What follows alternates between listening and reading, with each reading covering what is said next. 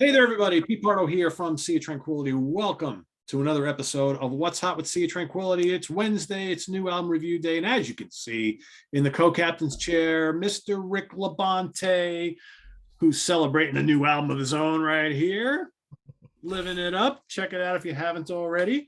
But today we're going to talk about actually a new studio album from a Swedish band that many people here on the channel love, including the two of us. It's their 15th studio album. God, when did that happen? Hard to believe. By royal decree from Royna Stolt and the Flower Kings. I know we're getting a lot of glare on that, but this is the brand new, yes, you can tell by the thickness of this, a double album once again. No surprise there. Yeah, it's like, I think you can count on like a few things in life as certainties, right? There's like that you'll have hope. Well, hopefully you'll have water out of your tap. You'll wake up in the morning, the sun will shine, and the Flower Kings will put out a double album every couple of years. That's just the way it kind of goes. Exactly. Whether it's due to COVID or whatever, nothing gonna stop them from putting two out or two No, CDs. right? Because right, they did the last one was Islands, and that was in 2020. So about a year and a half ago, October 30th, I think, in 2020. Yes. And that was a pure COVID album. I don't really know. I haven't like read in detail about this album, whether this was recorded at all in person or was this all done by file sharing and all that kind of stuff. I'm not really 100% certain, but it is another double album, and it's roughly what I think is what 45 minutes per side, Rick, I think, per disc. 92 minutes in total. So I was correct. Okay, there you have it. So in the band for this album is, drum roll, Mr. Royna Stolt on guitars, vocals, keys, bass, Hasse Froberg on vocals, guitar, acoustic guitar, Michael Stolt, bass guitar, Zach Kamins on keyboards. This is his third album in a row, second album in a row, right? I think. God, I'm trying to remember. The new lineup. Third album in a row. So this is yeah. Yep, this is Zach's third album in a row on keyboards. Yep. And then the great drummer, Mirko De Meo, who's also been in the band for the last three albums. So yeah, this is, with the exception of Hasse Froberg, and Michael Stoltz been in and out of the band quite a bit, but this is the new version of the Flower Kings as of the last couple albums, and we've got some consistency here now, which is pretty cool. So let's show off this little beast of an album on Inside Out Records. And here you got the Digibook, whatever you call it. Now, I don't know about you, Rick, but I'm getting a little frustrated with some of these, because what they do is they put this big, thick booklet in this little kind of slot here. And man, like within like one time taking this out, it already ripped on me. And I get these on most of them. These like tend to not stay in here that well, I don't think. Either that or they need to make I mean, it's not durable, not strong as it could be, but that's the But the booklet is pretty cool. As always, you get lots of, band photographs and lyrics and all the normal good stuff. It's your typical Flower Kings goodness. A lot of photographs actually here. And as you can see, they're all in the studio together. So that's the reason why there's so many photographs on this one, because reason to celebrate. They're hanging out in person. And they're all bringing ideas to the table. Yeah. Definitely. So one thing right off the bat. About this. What I find different for the last three albums versus everything that we know about the Flower King is that actually the longest songs are like 9 minutes, 59 seconds on the last album. The Island was like the longest out of the three.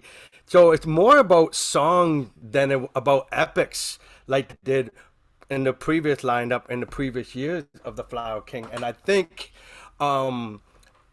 it's not a bad thing. I'm just saying that's what I noticed the trend of the last three albums. It's all about song based more than complexity. It's about melodicness. It's about harmony. It's about more songwriting based than showing them that they're the prog kings of the Flower Kings. You know what I mean? Yeah, that's exactly what I was going to say. You took the words right out of my mouth. This is an album of 18 songs. This is not about these big gargantuan epics like they've done that. They do it well, but you gotta wonder, because as a fan, I've gotten a little fatigued with that kind of stuff. And you gotta wonder if the Flower Kings themselves have gotten a little fatigued with trying to put together these 20, 30-minute long songs, and in some cases longer than that, and just get back to, you know what, let's just write songs regardless of how long they are. So I mean, this album, I think the longest song on here is what, 7:48. Under 8 minutes. Yeah, Yeah, under that's eight it. minutes. There This is the there's shortest album for that. Like for a song based, this is like this is the only album that has only 8 minutes as the longest tune. yeah, yeah. That's something to say. And Nothing wrong with that. no, there's absolutely nothing wrong with that. I kind of appreciate it, and I think this album goes by pretty quickly, uh, regardless of which disc you're listening to or whether you're just playing them both back to back. A lot of good, memorable melodies, as they always have. There's, let's be honest here, there's still great playing on this album. There's still plenty of Yes. progressive rock things that you like, the great guitar solos, the wonderful keys, the intricate rhythms, but it's all about the big vocal harmonies. I mean, Royna and Hasse work very well together. Those Yes, I guys, love the trade-off between the two. yeah, Even when they do the one line and the next guy do the next line, it's so wonderful. It's like yeah, John and Paul, as far as having two good singers trading off without a hitch, and then when they sing all together, everybody, it's just yeah. ear candy stuff. And their vocals are not that much different from each other, but they're just different enough that you know who's singing what. Like I think like Royna has a little bit of kind of like a nasally style, not in a bad way by any means. Whereas Hasse, I think, is a little more, got like a classic rock thing going on, which I really like. It's a Hmm. little more, I got more of a husky type of a tone, but they work really well together. They switch off. You'd have to kind of look at the album. I'm pretty sure they tell you who sings what on here, but even if you know the band, you know who's singing on each track. And like I said, Yes, they that's mix it up, the agreed. vocal harmonies, the backing vocals. It's really, really good. Royna, terrific guitar player, a lot of great guitars on here. As far as, I mean, I'm still digesting this album. So to kind of pick out tracks that I really like, The Soldier is terrific. A Million Stars, Time the Great Healer is really good, really uplifting song, I think. The Big Funk is kind of fun. Yes, it is. I love Funeral that. Pyres, I don't know, any songs that stick out for you as like some of the ones for the folks to look out for? They got some good videos you can check out too, official videos like in the Revolution, really done well, and it shows the band in jamming, and it shows the space and stuff like that. So if you don't know what the Flower Kings look like and you want to know what they like, that's a video you should check out. It's the official promotion video. I like the instrumental Evolution too. I thought that was really cool. One of the things I noticed is that for this album, just the way it opens, you got a great opener. Just that it feels like it's the second song. It feels like, or it's in the middle of the album. It hits you right away with being in the song. I'm so used to having them prepare with a grandeur entrance and build up, and even the song, if you see the video Revolution, at least it has a big instrumental jam before you get to the vocal, but it's like instant into a song like the Beatles would do or anybody else, and that was new for me, for them. It had just a few seconds of Fender Rhodes piano, I imagine, because that's what it sounds like, electric piano, and then right into the song. Flower Kings are known to come up with an overture or something epic just to get into the album. And it was like instantly. So that was a unique part about different of the album. But if you have Flower Kings in your collection, you're not gonna get anything groundbreaking new. You just get a bunch of great new songs you never heard from them to do, and great singing. And but they pretty much, it's a typical Flower King album to me. It's everything I would expect from them. They didn't disappoint me, but they didn't rock my world either. It was just a wonderful listen. If anything, I enjoyed the songs where, because it is like exactly like you said it. It's a collection of songs. It's Yeah. not an epic, not a concept. It's not one of those albums you actually have to have an appointment, like I usually say for most their album, where you have to dedicate some time to get it full. It's just something you can throw in your car and drive and listen to it song by song. It stands on the. Yeah, and it's interesting how you mentioned how it's not a concept album, which it's not. However, a lot of the lyrics, because I've been kind of looking over some of the lyrics, some of the songs, a lot of the lyrics are very much rooted in a lot of the craziness that's going on in the world. I mean, I'll just read a couple passages here from. Yeah, that's true. So the great pretender, open your eyes. You're in a state of denial, not a time to hide from a world that's frightening. Find a way to get by while your hands may tremble. All your calls for help will return to sender. So frightening, there's no silver lining. World gone crazy. The strangest of thoughts found a way. Now they live your head. Now they live your head. That's kind of weird. A plot that comes larger than life, dark matters of faith. So hard to believe, but you better just face it. The wagon is off the rails and the world is going crazy. Blinded. All the wisest of men get confused and turn to the blind. In the ark of the lost, leave their riches and their robes behind. A promise may arise, but they turn out with blinded eyes. I mean, it's some of it's kind of vague, but not like there's there's messages here. Well, even the island, they talk about isolation and the whole feeling of cabin fever, and that album. This one might talk about showing its ugly head of how things show people in the worst, right?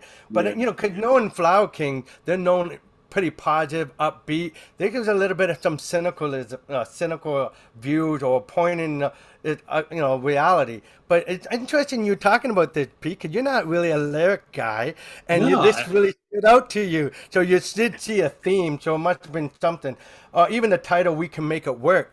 I learned that song was actually something he brought out to the transatlantic, and it just didn't go anywhere, and so it was done by the band, and so it was his Beatle take on a tune that he wanted to show, and then 2 minutes and 53 seconds go by. yeah. They could have made an epic by that last tune, "The Funeral Pyre." There's a song "Shrine." It's a minute piano. It's this introduction to that song. If they made it together, that would have been your 10-minute epic for them. Would have Actually, been, or yeah. 9 minutes, or whatever. And But yeah, I do want to mention because I didn't mention him before because I guess I don't know technically if he's in the band at this point, but Jonas Reingold does play bass on the album, fretted and fretless bass on a number of tracks. So he's listed on the album as part of the lineup. However, Wikipedia is not showing him as a current member. So I'm not really sure. I mean, he's been with the band for like a million years, so I'm not really sure yeah. where he stands right now. But Yeah, well, Michael did leave in 1999, and it says he came back in 2020 or whatever. So maybe that was it. The guy sent some tracks, and maybe he's not part of the tour. I'm not sure. yeah, I don't know. So, but it's cool stuff. It's yeah, like you said perfectly. It's not breaking any new ground for them, but it is another in a very strong and long line of great Flower Kings albums. And I gotta say, I love was it the Spider Yeah, Monkey? you're an animal lover. You love all that stuff. Animal Lover. So Even man, for me, this whole album cover is just like I love it. It's this you bird. love the elephant one too on the Waiting for a Miracle. You into that too? Yeah, Yeah, you got a soft spot for the animals. I can appreciate that. yeah. So, but yeah, if I was to give this a rating, again, I've had it a week. I've listened to it like 5, 6 times. I would say it's an easy 4 out of 5 at this point. Might rank a little higher at some point, but for now, it's a 4 out of 5 for me. It's a lot of Me fun. too. Me too. There's probably Exactly. going to be some folks who love the big epic Flower Kings, and they're going to think, this is maybe a little too song based. If you've been kind of liking their direction away from constantly doing all these big long mammoth epic albums, you'll love this one because it's definitely more song based. It's still progressive rock, totally, Exactly. but it's you get a lot more variety from track to track on here, which I can appreciate, I think. So Me yeah. too, and I think it just give what happens when you have a big epic. Let's say 4 of those songs is part of a song. People miss that third one that could have been, something that we question a lot of shows. And for time's sake, they're not going to always play some of these songs when you got 18-minute versions of the length of the tune. I think it was at their stage of their career, it's okay to do what they're doing. I think it's great. Throw me more of your music. I'll take them as a short song. Hopefully that'll get you more, maybe some radio play as well. But anyway, I think it's still a good Flower King record. Anybody wants to gonna never had that album or any other album, not a bad album to start. It's not my favorite one, but I mean, if you are not, could you again, you gotta be that kind of listener. If you don't have the attention span for the epic, you're gonna like this. If you like songs, so I think they're giving you still a prog album, and they're still giving you a double album, so they're giving you your money's worth, and there's a lot of great stuff there. Go for a ride, check it out. it'd be Yeah. worth it. I think people might even like this to be one of their favorite albums of the year, especially in the prog world. I've heard it already. So yeah, so I think a lot of people are really digging this. And hey, I can't argue too much with that. So That's by right. royal Good promo. decree, out now on Inside Out Records. There you have it. So go check it out.